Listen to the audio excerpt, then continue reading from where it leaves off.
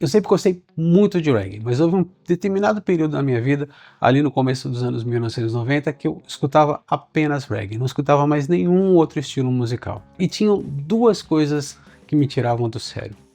A primeira era, reggae é tudo igual, que é uma falácia, e normalmente dita por fãs dos Ramones, que tem uma variedade rítmica incrível, se é que vocês me entendem.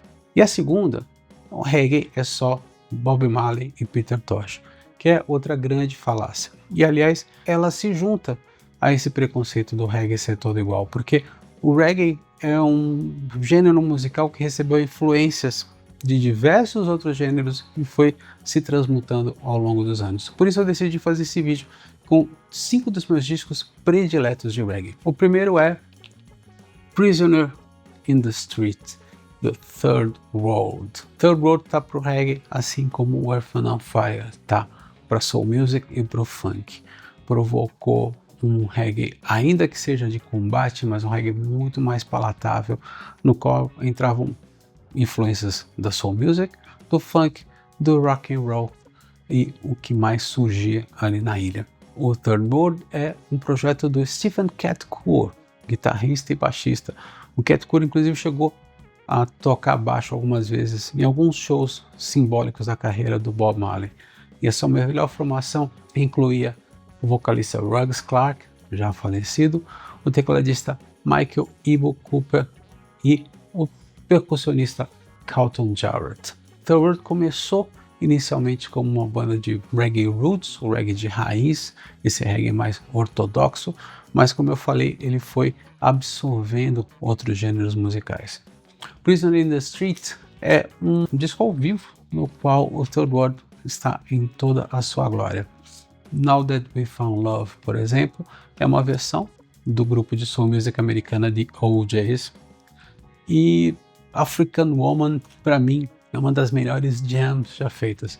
É uma canção, como eu falo, que começa como reggae, mas depois ela vai se transformando em algo meio lisérgico e dando espaço para alguns solos e experimentações dos seus músicos. É um disco, aliás, quando eu fui para Jamaica em 1991, eu adquiri toda a discografia do Third World.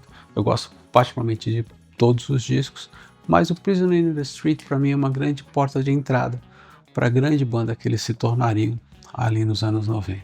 Se você quiser ir um pouco mais a fundo na carreira do Third World, vá atrás do You've Got the Power, que é um disco de 1982 que tem uma canção escrita para eles por nada menos que Stevie Wonder. Ela se chama Try Ja Love. O segundo disco é Tear It Up Live, do Black Uhuru.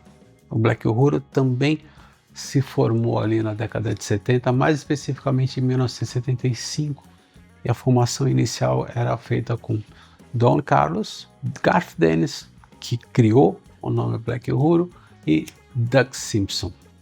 O Don Carlos e o Garth Dennis foram para outros projetos, e a sua formação mais clássica é composta por Doug Simpson, Puma Jones, uma assistente social americana que se encantou com os preceitos da filosofia Rastafari e acabou se integrando ao grupo, e o fantástico Michael Rose.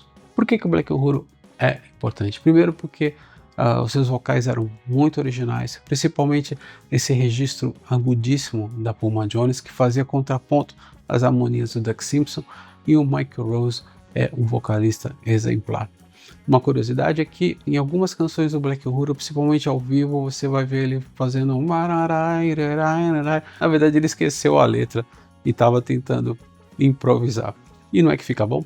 E o Black Uhuru era amparado por nada menos que Sly Dunbar na bateria e Rob Shakespeare no baixo, junto com Mickey Malchung na guitarra base, Daryl Johnson na guitarra solo, que era basicamente a banda que acompanhava o Peter Tosh.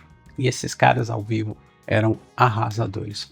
O Tear It Up foi gravado em Londres, no auge da carreira do Black Uhuru, ali por volta de 1981, e traz alguns dos seus principais sucessos, como Youth of Ellington, China Girl, Guess Who's Coming to Dinner juntamente com canções dessa primeira fase, com Garth Dennis e o Doug Simpson, entre elas I Love King Selassie I. O Black Uhuru foi tão importante na sua ascensão que a categoria Reggae do Grammy surgiu para dar um prêmio a um disco do trio, que é o disco Anthem, de 1984. Pouco tempo depois, o grupo se desintegraria.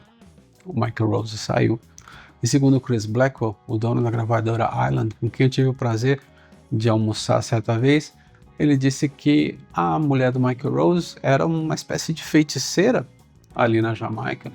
Tinha medo de que ele a largasse por outra mulher, sei lá, que tivesse se deslumbrado com a fama e largasse a família, e jurou uma maldição contra ele, dizendo que se ele continuasse no Black Uhuru, ele perderia a voz e nunca mais cantaria. Sim, é verdade. Michael Rose saiu, foi substituído por Junior Reid, com quem o Black Uhuru lançou Brutal, também um LP espetacular, mas aquela magia que você tinha com Sly Dunbar, Rob Shakespeare, o Michael, a Puma e o Doug Simpson se perdeu. E se você quiser escutar, Tear It Up Live. Recomendo ainda os discos Red e Sinsemilla. Em Sinsemilla você tem um solo de baixo espetacular do Rob Shakespeare, falecido Rob Shakespeare, na faixa Vampire. O terceiro disco é True Democracy, do Steel Pulse, lançado em 1982. Está perdido aqui no meu muro de Berlim particular.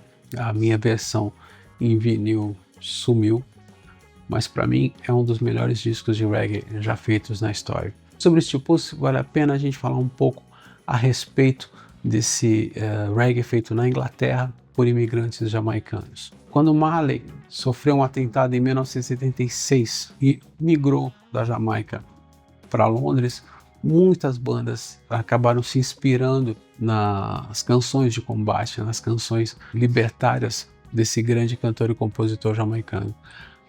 A diferença é que as bandas inglesas elas já traziam uma forte influência do rock, uma forte influência da música que ocorria ali na ilha. Então, se você for perceber, as canções feitas pelos grupos de rock ingleses, elas são menos ortodoxas, elas são mais sacolejantes, digamos assim, elas são um pouco mais pop. O Steel Pulse é uma dessas bandas, nasceu em Birmingham e para mim fazia um dos melhores shows da turma do reggae.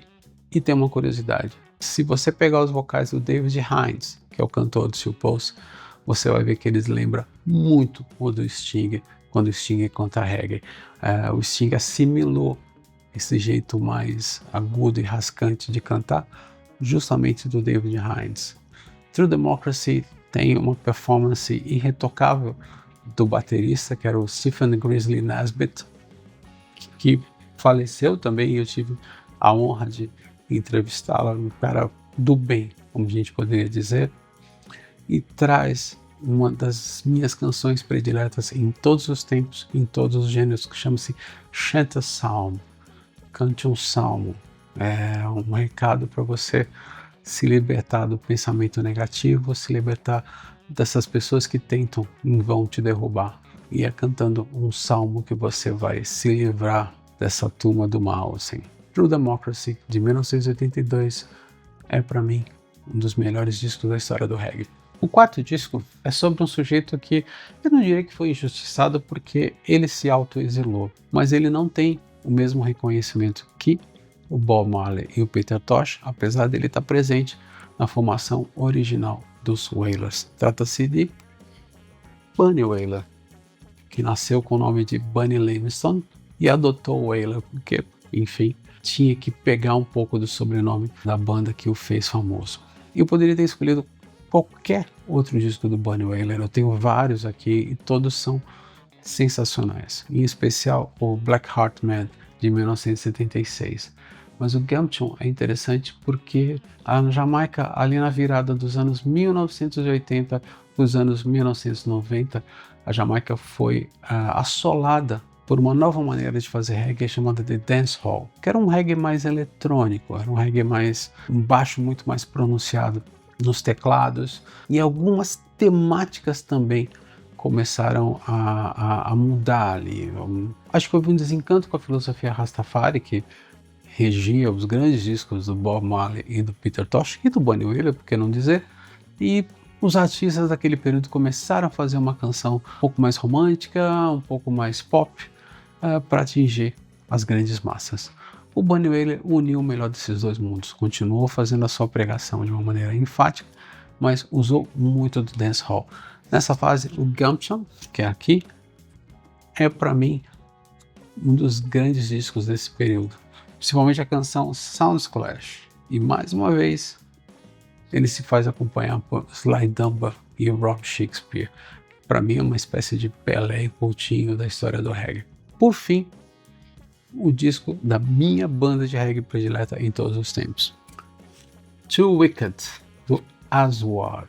O Aswad surgiu em Notting Hill, bairro de Londres, ali por volta de 1975, 1976. E inicialmente fazia também esse reggae de combate, esse reggae de filosofia Rastafari forte. E também era muito predominante esse caleidoscópio sonoro que caracterizou os grupos ingleses. O Aswad também é o autor de um dos maiores discos ao vivo de todos os tempos, chama-se Live and Direct, gravado em 1983 no Carnaval de Notting Hill, em Londres. Mas o Too Wicked tem uma certa particularidade. Com o passar do tempo, o Aswad foi tomando uma postura, foi assumindo uma postura mais pop, de alcance para as rádios FM. Isso começou com o Thunder Road, de 1988, mas o Too Wicked é a investida mais pesada nessa direção. E tem uma outra coisa, o Too Wicked é uma volta aonde tudo começou. Como eu falei, a Jamaica ali no início dos anos 1990, a Jamaica estava enfronhada no que a gente chama de dancehall, que é esse reggae mais eletrônico, que é esse reggae mais influenciado até pelas batidas de hip hop. E o Aswad se reuniu com o Gussie Clarke, que é um grande produtor do reggae ali na década de 1990, para fazer um disco com sabor jamaicano / inglês. Too Wicked, nesse ponto, ele é perfeito. Ele não só traz canções nitidamente pop, como Next to You, A Best of My Love, que é uma canção dos Eagles, vertida para o reggae.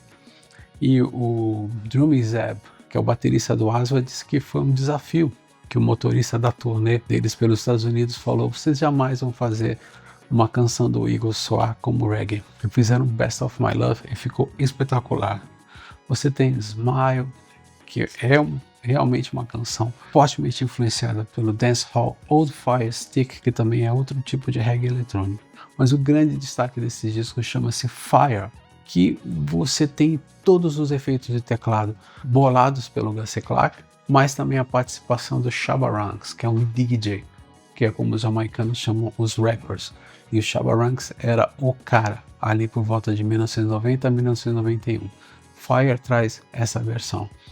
Se você puder pesquisar, existem versões dub, existem versões remixadas, não só de Fire como de Smile, que são espetaculares. Eu recomendo muito vocês escutarem. E Too Wicked, o meu Too Wicked, é autografado pelo Tony Gatt, baixista, e pelo guitarrista e vocalista Brinsley Ford. Quando eles vieram ao Brasil em 1991, eu lá, como um fã ardoroso de reggae, pedi o meu autógrafo. Aqui estão 5 discos de reggae para você fugir da ladainha Peter Tosh e Bunny Wailer. Se você gostou desse vídeo, curta, comente, compartilhe. Se você não gostou, mande para aquele seu fã de Ramones que fica sempre batendo na mesma tecla que reggae é tudo igual. Assine o sininho para notificações e fica ligado que logo logo a gente volta para falar de música de novo. Um abraço, até lá.